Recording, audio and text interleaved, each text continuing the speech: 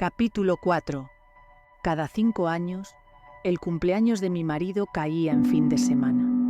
Mario renegaba tanto de su cumpleaños como del resto de los acontecimientos que celebrábamos con su familia. Era duro para él congregarlos a todos en un día en el que se había levantado expectante por ver qué sucedía en aquella comida con sus hermanos, Álvaro y Susana, y sus padres.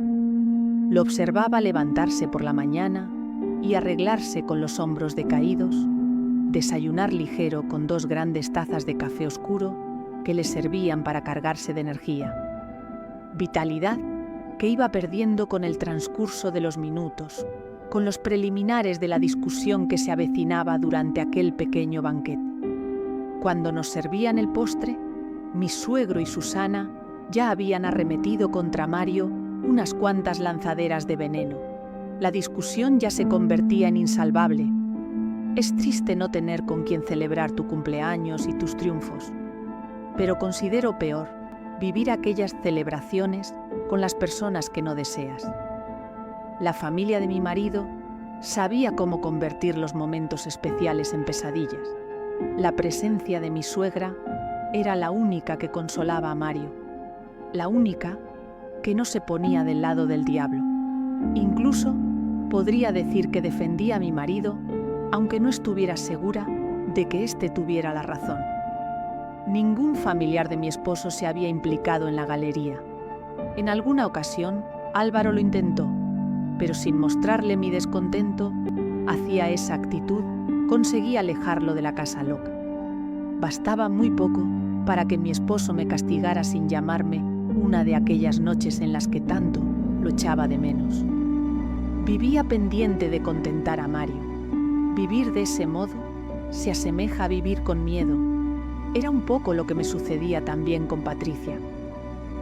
Desde que Winston Churchill viajaba por Europa en busca de ampliar su fama, mi amiga se mostraba a la defensiva conmigo. O quizá mi sensibilidad lo percibía así.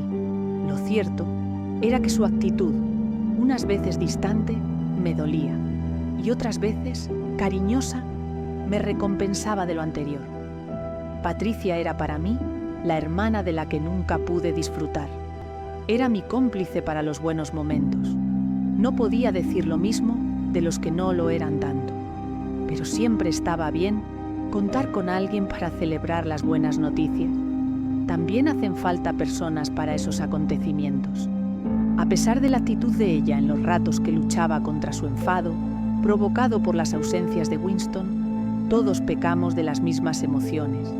En las últimas semanas me sentía más unida a ella.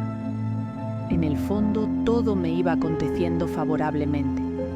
Faltaba poco para el examen de mi marido, el que nos permitiría estar unidos. Pero hay que tener cuidado cuando la felicidad entra en tu vida y esta no proviene de nuestros logros. Quizás sea imposible desvincularse emocionalmente del entorno. Sí, quizás sea una utopía el conseguirlo. Cuando parecía que la vida me había calmado de las emociones negativas llenándolas de la esperanza, en que Mario aterrizara en mis brazos por las noches y Patricia reclamara más encuentros que compartir conmigo, una nueva noticia me impactó tanto que el desconsuelo se apoderó de mí, reviviendo la tristeza y la soledad en aquel presente. Las reacciones de las personas nunca dejan de sorprendernos. Dejaron de gustarme las sorpresas después de aquello. Cuando todo parecía estar estable en mi vida, y acudía cada mañana a la galería para allí encontrarme con Patricia, mi gran amiga Patricia. Era la única amiga que conservaba de la infancia y la que me alejaba de sentirme sola cuando Mario estaba de viaje. Una mañana llegué a la casa loca antes que mi amiga. Mucho antes, porque ella no vino. Estuve toda la mañana sola en la galería. La eché de menos. Marqué su número varias veces para preguntarle qué le había sucedido aquel día. No contestó a ninguna de mis llamadas. Fui a comer e intenté no preocuparme en exceso, imaginándome la causa por la que Patricia estaba desaparecida. Olvidé que aquella mañana iba a pasar por la galería el pintor para hacer las cuentas que estaban pactadas en nuestro contrato. Al recordarlo, pensé que él también se debía haber olvidado porque no asistió a la cita. Otras veces hubiera dramatizado por lo acontecido, pero estaba aprendiendo a controlar mis emociones y tomarme las cosas con tranquilidad tras todos los acontecimientos buenos que me estaban sucediendo. Después de tomar el café, volví a la galería. Juan ya estaba allí, sentado frente a la exposición de cuadros de Winston. Serio, muy serio. ¿Sabes algo de Patricia?, le pregunté mientras me acercaba a él. ¿No lo sabes tú?, mostró ironía en su pregunta-respuesta. Y dolor, mucho dolor también. ¿Qué pasa?, continué yo ya con un tono más preocupado. Patricia se había escapado con Winston Churchill al extranjero. Tal cual le confesó a Juan, aquel era el hombre que siempre había estado esperando y no podía dejarle escapar. La sangre de mis venas se detuvo durante unos segundos. Aquello no podía ser cierto. Mi amiga, mi gran amiga, esa persona a la que confesaba los vacíos que sentía debido a las ausencias de mi marido, me había abandonado sin explicarme nada, sin dosificarme su decisión de alejarse de mi lado, dejándome por amor. Aprendí con aquella última lección que nada es para siempre. Fueron duras para mí las siguientes semanas. No quería mostrar mi decepción ante su acción a mi entorno. No quería que me compadecieran, o no deseaba que mis padres y Mario me hicieran ver que era desproporcionado aquel sentimiento. Me sentía tan perjudicada por lo que había pasado. Los primeros 3 días mi alma lloraba desconsolada. Mi esposo no estaba en casa para compartir mi pena a cambio de su compañía. Mi vacío y aquel sentimiento de traición envenenaban mis pensamientos hacia ella. Pensé que nunca la perdonaría y no sabía si algún día lo haría, pero la vida me enseñó con aquello que cuando alguien desaparece, deja hueco para otra persona. Y la otra persona que irrumpió en mi vida fue Alba. Bueno, fue Alba, fue Cora y fue Lorenzo. Él parecía estar ahí para que Juan y yo le suplantáramos por Patricia. Mi amistad con ella me había evitado mirar el horizonte. Estaba tan cegada con mi amiga, tan confiada en que nuestra amistad sería para siempre, que nunca había pensado antes en abrir mis sentimientos a otras personas, como lo había hecho con ella. Siempre había estado ahí, aportándome disgustos o satisfacciones, pero siempre ahí. Alba me invitaba a acompañarla, junto con su amiga Cora, las mañanas de vermú los domingos, y yo siempre rechacé su propuesta porque era cuando Patricia y yo empezamos a dar vida a la casa loca. Dedicábamos ese día a preparar con esmero y cuidado la semana próxima. Alba dejó de proponérmelo, pero una tarde de sábado, mientras cerraba la puerta de la galería, coincidí con ella y reincidió en su propuesta. «Mañana iremos como siempre al vermú. No quiero insistirte, pero si estás dispuesta serás bien recibida». Me comprometí a ir. No quedaban muchas horas para el evento, así es que pensé que tampoco había mucho tiempo para arrepentirse. Iba predispuesta a escuchar. No quería abrirme a nuevas personas y regresar a aquellas semanas en las que me sentí tan desgraciada por la partida de Patricia. Mirar al pasado me conmovía, pero el presente lo percibía alentador, junto a aquellas chicas en las que parecía no existir problemas. Alba era tan optimista y pacífica que impregnaba aquellos momentos que compartíamos de alegría, y Cora, rebosante de energía, me inspiraba a sonreír. Y aunque en un principio me mostré reticente a abrirme a ellas, fue inevitable. El corazón humano no puede alejarse de la sombra de la amistad. A Alba la había conocido cuando debuté de camarera en el bar de su marido al dejar mis estudios de psicología. No duró mucho aquella fase de mi vida, pero en el camino se van plantando semillas y sin pensarlo llega el día en que recoges su cosecha. La etapa de su esposo en el bar también terminó cuando consiguió un trabajo de chofer para un grupo de música. le contó a Alba, antes de tomar la decisión de cerrar el negocio, que un trabajo relacionado con algo de la música era lo siguiente que deseaba de estar con ella. Alba sabía que no le mentía, pues antes de abrir las puertas de aquel bar, ya había comprado una de las máquinas más psicodélicas para que los clientes eligieran la música que desearan escuchar, mientras disfrutaban de su consumición. La filosofía que ella practicaba sorteando los avatares del día a día me resultaba admirable. Cora era distinta, más sensible, y mezclaba el tono melancólico y el risueño al mismo tiempo. Era una combinación difícil, como la del agua y el aceite, pero en ella, posible.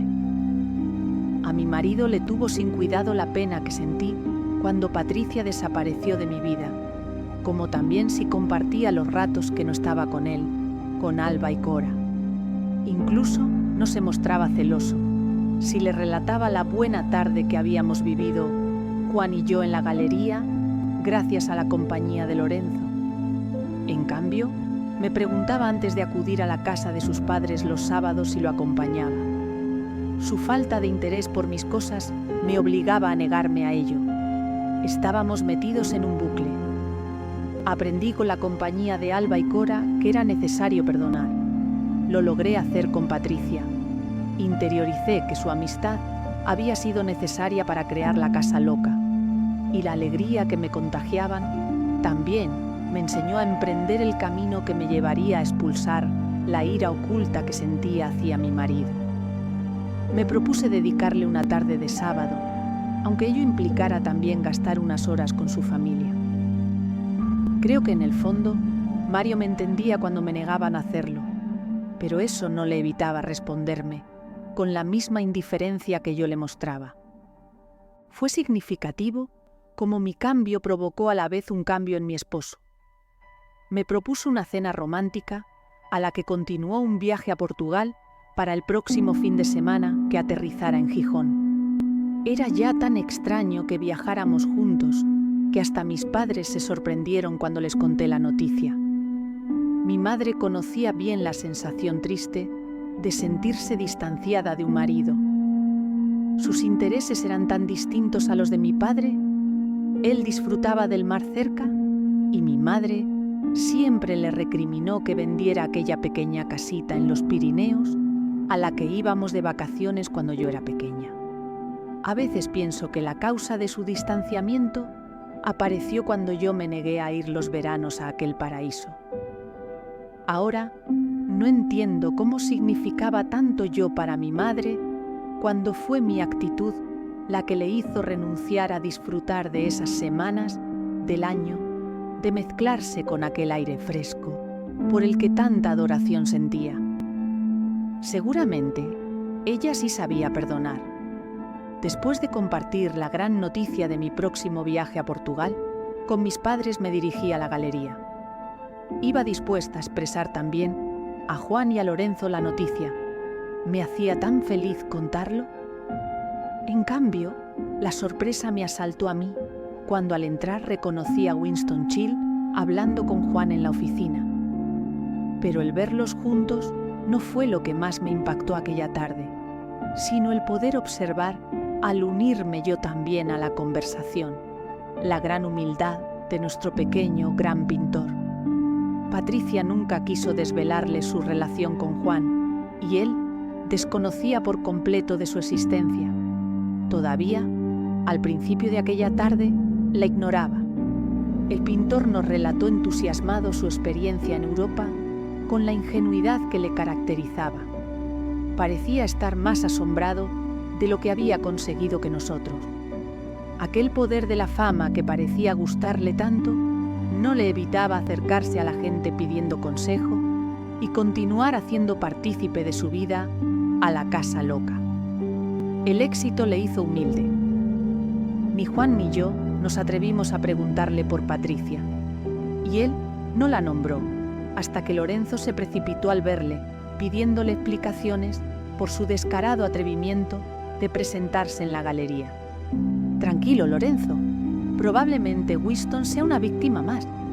El artista al principio con rostro desorientado, no tardó en ser consciente de lo que pasaba tras las palabras de Lorenzo.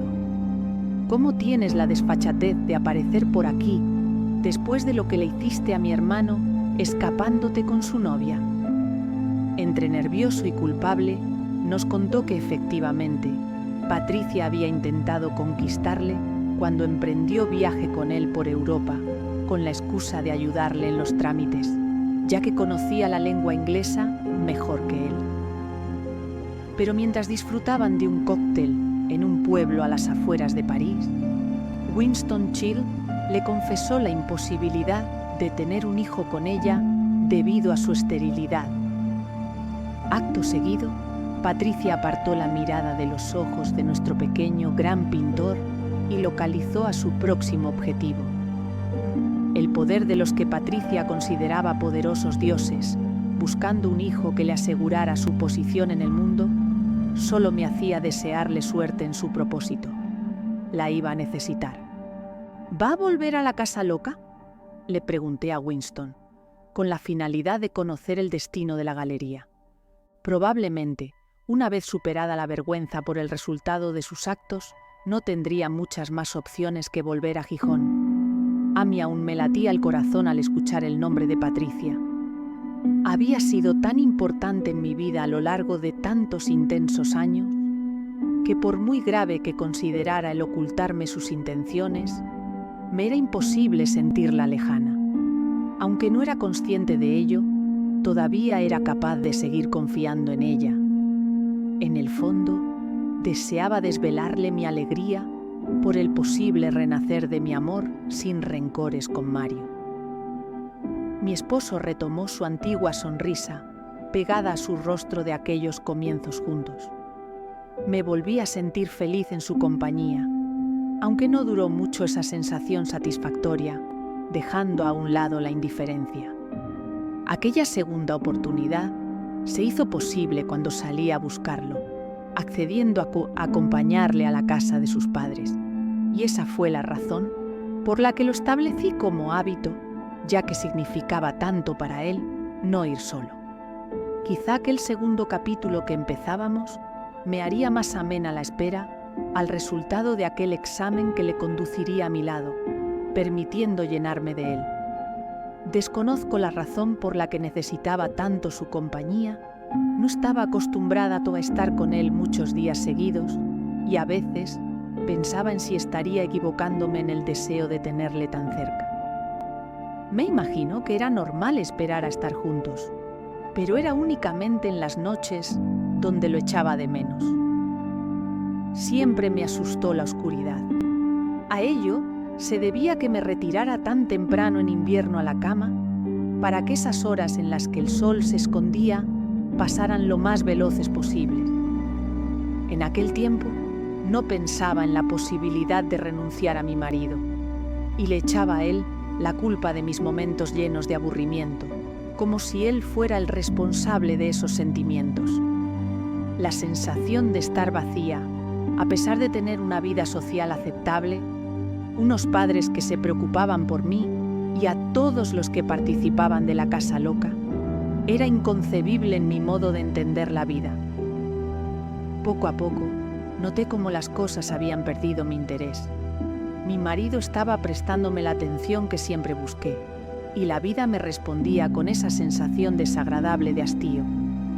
Era consciente de que la actividad que llevaba por el día y todos los encuentros con las personas que me rodeaban no evitaban que sintiera en la noche un vacío existencial que me hiciera perder la motivación y el sentido de la vida. No tenía explicación entregarme a los demás como lo hacía, y mucho menos lo era no hacerlo. De un día a otro, perdí la conciencia del presente. Todos reservaban un trocito de ellos para sí mismos. Mis amigas, sus maridos, mi esposo, su familia, y mi familia también disfrutaban de su vida independiente. Yo pasaba mis días observando y preocupándome por los acontecimientos de mi alrededor, no dejando energía para ocuparme de mí. Parecía no tener nada dentro, porque todo lo que tenía estaba repartido en los que significaban más que yo misma. Era una actividad difícil, cambiar este sentimiento de vacío. Los pensamientos se pueden cambiar poco a poco, pero ¿cómo se cambia un sentimiento?